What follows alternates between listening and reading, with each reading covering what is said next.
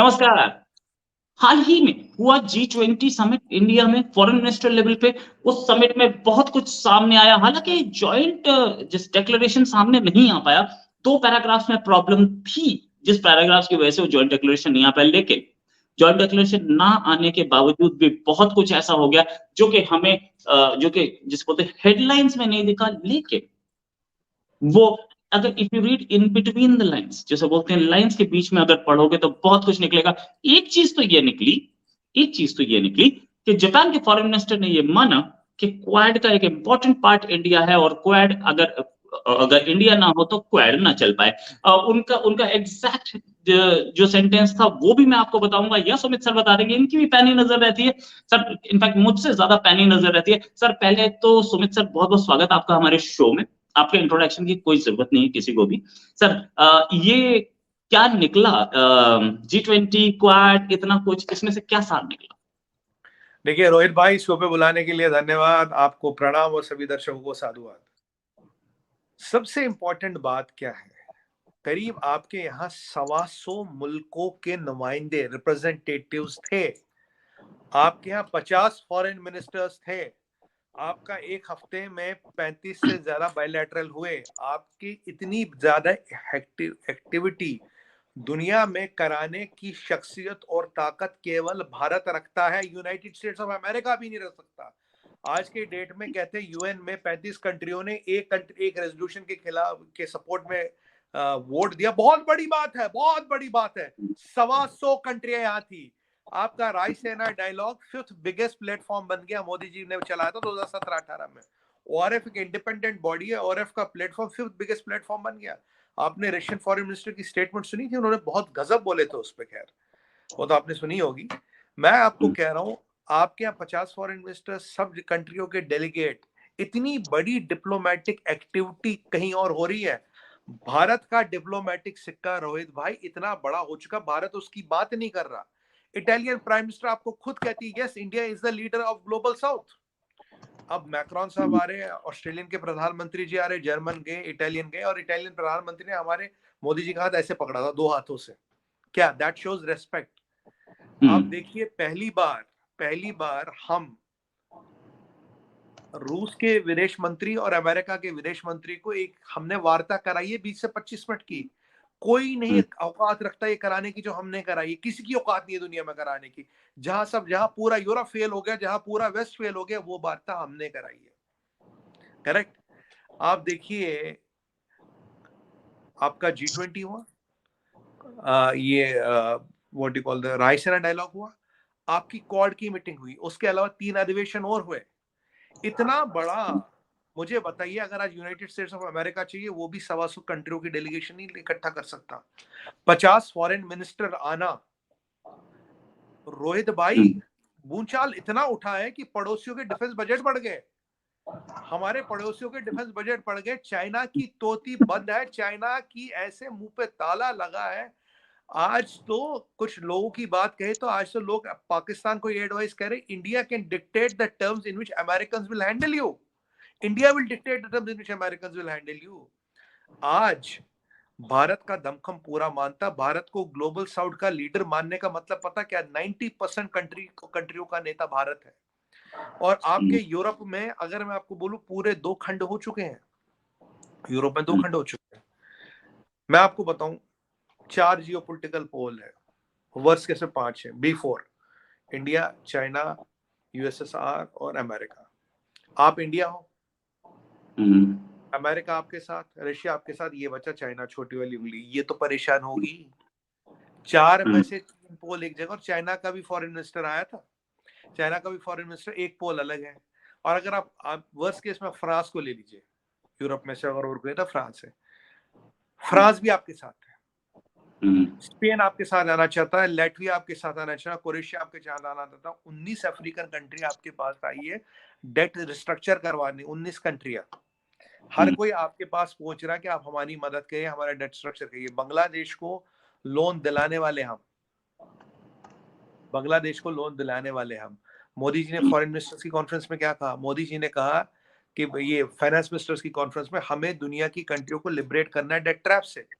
और उन्होंने foreign minister, finance ministers और जो सेंट्रल बैंक्स के गवर्नर, उन्होंने कहा ये आपका दायित्व बनता आप करें। इस इनिशिएटिव में भारत आ गया। आपको पता Bharat is now to giving 35% of the world's food. Space में भारत आ गए और हमने अपने यूपीआई 18 कंट्रियों में है और 12 कंट्रियों के साथ टाई अप हो गया। Rupee is traded in 34 countries, soon it will go to 72 countries.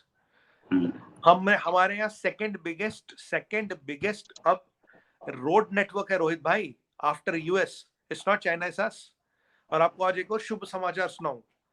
आपने देखा फॉक्सकॉन का 700 मिलियन का कारखाना यहाँ आ रहा है चाइना से निकल के। और अभी अभी खबर आई है 40% मैन्युफैक्चरिंग ऑर्डर्स अमेरिका के चाइना को कम हो गए हैं। तो वो मैन्युफैक्चरिंग जा कहाँ रही है? India is the second biggest manufacturing hub of the world, second biggest. ये फॉक्सकॉन वही है ना जहां पे हंगामा हुआ था और वो कोविड टाइम पे और बहुत सारे लोग मारे गए थे? बिल्कुल बिल्कुल, ये वही फॉक्सकॉन है। बिल्कुल सही पकड़ा आपने। ये चीजें हमारे भारत में हो रही है। और जो आपने जापानीज फॉरेन मिनिस्टर की बात की, उन्होंने कहा quad without India is dysfunctional. सब चीजों का किसी की भी नेशनल स्ट्रेटजी देखे होड़ लगी है रोहित भाई यहाँ आने की। डॉक्टर जयशंकर साहब का एक ट्वीट आया था, very busy foreign diplomatic week in India. ऐसी सुर्खियां इवन पाकिस्तान में तो लोगों के कानों क्या पता नहीं कहाँ से धुआं निकल रहा है। समझ गए ना, कहाँ से धुआं निकल रहा है? हर जगह से धुआं निकल रहा है। अरे 125 मुल्क आपके यहाँ है, आपका एयर शो 98 मुल्क, आपका डिफेंस शो 100 मुल्क, 1500 स्टॉल, 1700 स्टॉल, इकोनॉमिक आउटलुक सबसे आगे। और पता हम आगे क्यों हैं? क्योंकि रोहित भाई एंड मोदी जी ने बहुत अच्छी बात कही है। मोदी जी ने कहा कि वेस्टर्न जो मॉडल ऑफ गवर्नेंस है दैट हैज फेल्ड। दुनिया में एक नए गवर्नेंस मॉडल, एक नए तरीके की जरूरत है, क्योंकि जो वेस्टर्न मॉडल ऑफ गवर्नेंस है वो फेल हो चुका है। कारण क्या है? अब पता हमारी सक्सेस का राज क्या है? हमारी सक्सेस का राज है we have not adopted western model of governance. हम चलते हैं अर्थशास्त्र पे और चाणक्य नीति पे। Our economics is based on अर्थशास्त्र and चाणक्य नीति। That is why India is the shining star in the global economy।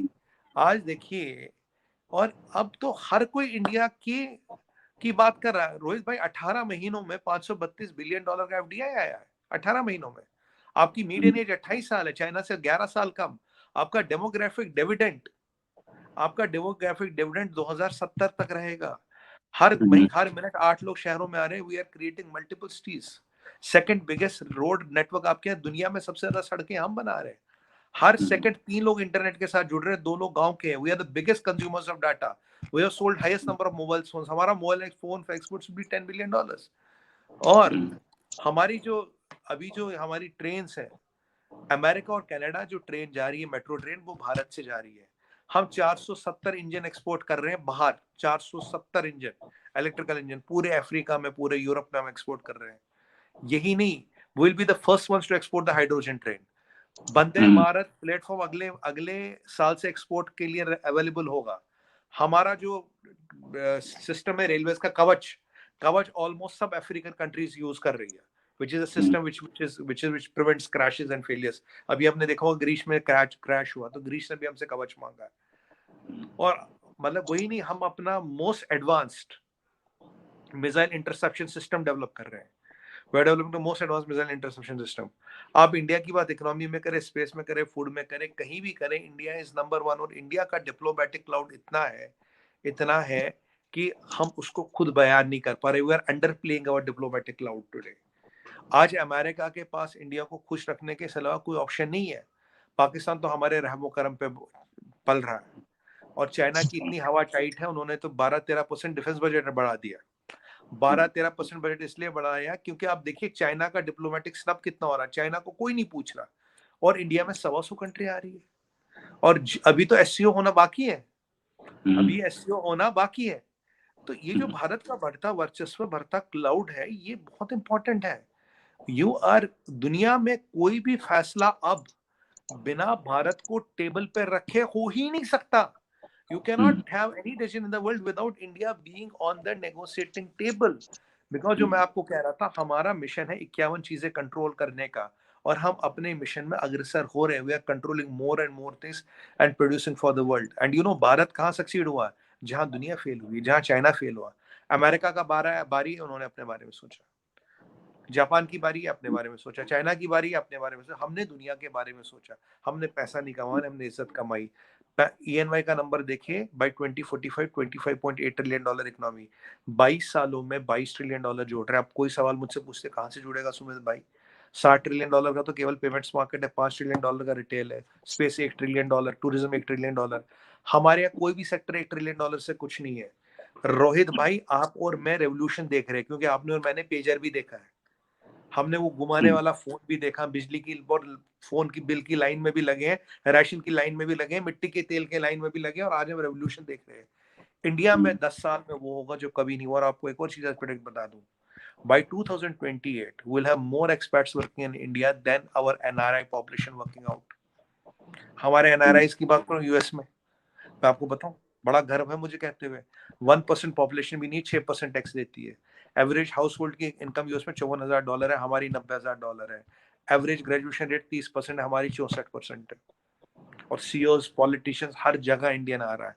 और यूके की हालत आपको बताऊं, अगर ये रशियन यूक्रेनी लड़ाई नहीं हुई, UK will go 50 years back in time, 50 years back in time. UK में खाने पीने पे राशन लग गया, खाने पीने पे राशन लग गया है। और अभी हम दुनिया का 35% फूड दे रहे हैं, we are giving 35% of the world's food.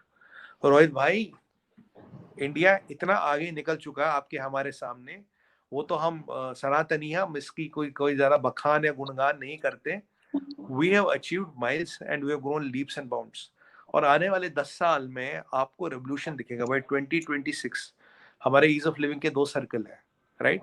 We'll have completed the first circle and by 28 or 30 we'll have been completed the second circle. इसका मतलब है 28-30 में यहाँ there will be better life than America and Europe here and at a much lower cost. Even in the ease of living. और 26-28 में तो reverse brain drain आपको दिख जाएगा। तब भी the expats working here would be more than our NRI population. यही नहीं रोहित भाई, आपको एक और चीज बताऊं, जिस दिन हमारा फॉरेक्स 1.5 ट्रिलियन पहुंच गया, which is not too far off, 6 साल 5 साल 4 साल कभी भी, the world has to declare and acknowledge us as a superpower that day only. So the quantum of India's growth is multifolds.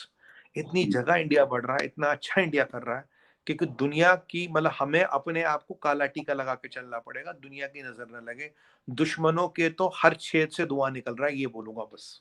Mahakal की ऐसी कृपा है। महाकाल, जय महाकाल। सर, ये फॉक्सकॉन इंडिया क्यों आ रही है? फॉक्सकॉन का इंडिया आना बहुत बड़ी चीज है, क्योंकि फॉक्सकॉन जो था चाइनीज इकोनॉमी के लिए एक, जैसे बोलते हैं, मतलब एक पिलर ना हो, लेकिन एक बेंचमार्क जरूर था। बेंचमार्क मतलब फॉक्सकॉन दिखा के वो सारी दुनिया को दिखाते, देखो हमारे पास कितनी बड़ी इंडस्ट्रीज हैं और हम किस तरीके से प्रोग्रेस कर रहे हैं। वही फॉक्सकॉन इंडिया आती दिख रही है। ये एक बड़ा बड़ा लैंडमार्क रहेगा, हमेशा इसको कोट किया जाएगा अगले 10-20 साल तक। ये बात याद रखने वाली है, और ये हिस्ट्री में पढ़ा जाएगा कि फॉक्सकॉन इंडिया आई थी, इसका मतलब चाइना का डाउनफॉल शुरू हो गया था और इंडिया का राइज शुरू हो गया था। सर, क्या मैं सही बोल रहा हूँ?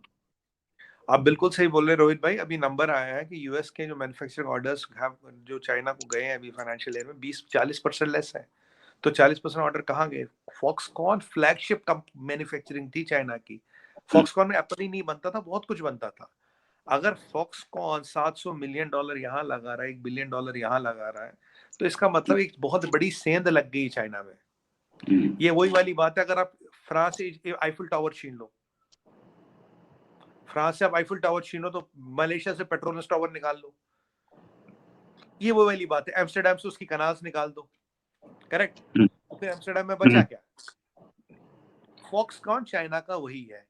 ये चाइना के जो मेरी प्रेडिक्शन थी कि जैसे जैसे दुनिया में इकोनॉमी ठीक होगी, चाइना का डाउनफॉल आएगा, आपको चीजें नजर आती रही है। और चाइना ने 7 मिलियन लोग मारे, उसका खामियाजा भुगतना तो पड़ेगा।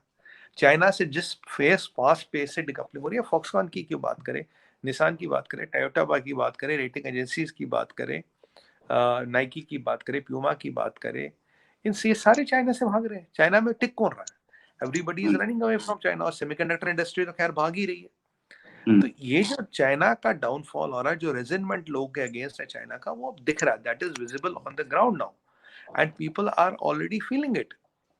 और मैं आपको एक और चीज बताऊं, अभी China, China is not food surplus, is not food sufficient, वो फूड इंपोर्ट करता है। चाइना में तो ये बहुत बड़ी किल्लत आनी है, हर कोई कहेगा जिमी जिमी जिमी आचा आचा आचा, जिमी जिमी जिमी आचा आचा आचा, नेशनल एंथम बन जाएगा उनका, जिमी जिमी जिमी आचा आचा आचा। आपको पता है इंडिया ने उन्हें राइस एक्सपोर्ट करना बंद कर दिया। इंडिया ने राइस एक्सपोर्ट करना बंद कर दिया, चाइना की हालत खराब है। अफ्रीकन देशों में जितने उनके कॉन्ट्रैक्ट्स थे राइस एक्सपोर्ट वगैरह को लेके, वो सब खटाई में पड़ गए, मतलब ना कल्टीवेशन को लेके। अब चाइना की नजर पता किस पे है? हमारे दूसरे पड़ोसी पे, पाकिस्तान। अभी जो पाकिस्तान पे एकदम दिल आया ना, जो उनको 1.3 बिलियन या 1.4 बिलियन डॉलर का लोन दिया है, क्यों दिया है? मेरे सोर्सों के अकॉर्डिंग पंजाब की कुछ लाख एकड़ जमीन मांगी है वापस में। तो अब पाकिस्तान में खाना उगेगा पाकिस्तानियों के लिए नहीं, चीनियों के लिए। तो Pakistan is becoming the food colony of China. ये हालत हो रही है चाइना की। चाइना में अभी आप देखिए इकोनॉमी का तो डाउन टर्न है ही है, चाइना के फॉरेन एक्सचेंज रिजर्व नीचे जा रहे हैं, सब चाइना में nothing is falling in place.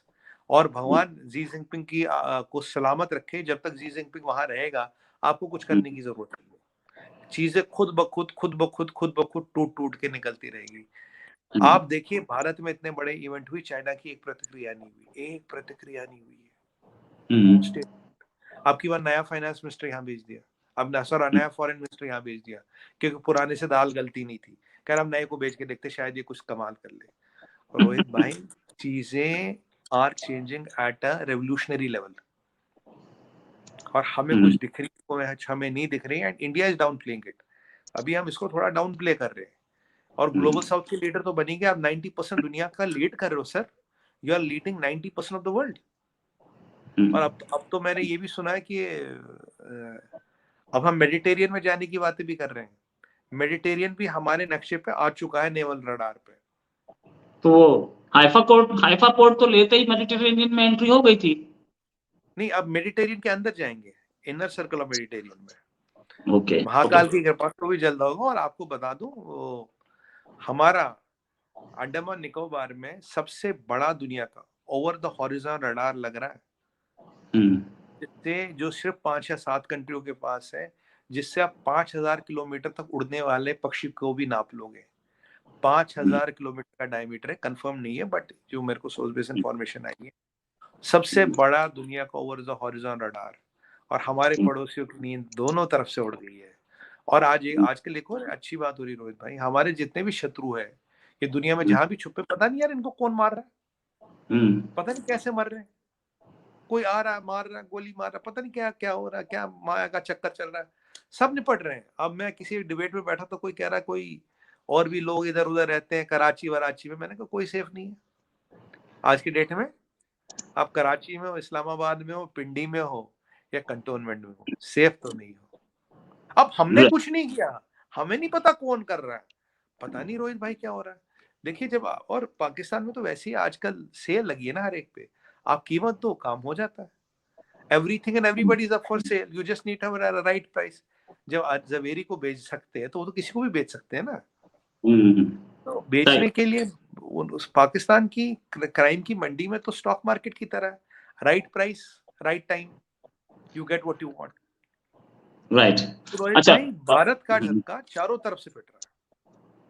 Right, ये चीज बोली जा रही है। खैर एक चीज तो मैं ये मानूंगा कि जो वहां पीएमओ में बैठे हैं या 7 लोक कल्याण मार्ग में जो जनाब बैठे हैं, वो हैं तो सबके पापा, उनको पता है गेम कैसे खेलना है, और उनके अलावा कोई पापा नहीं, वही सबके पापा है, उनको ही बताना है, वही बताते हैं, वही झुकाते हैं सबको। आगे बात करें तो ये गेम के जो जापान के फॉरेन मिनिस्टर ने बोला था, हालांकि कहीं छपी नहीं, बहुत ज्यादा नहीं छपी, मैं उस प्रेस कॉन्फ्रेंस को, रायसीना डायलॉग की में जो बातचीत चल रही थी उसको मैं खुद सुन रहा था, लाइव सुन रहा था।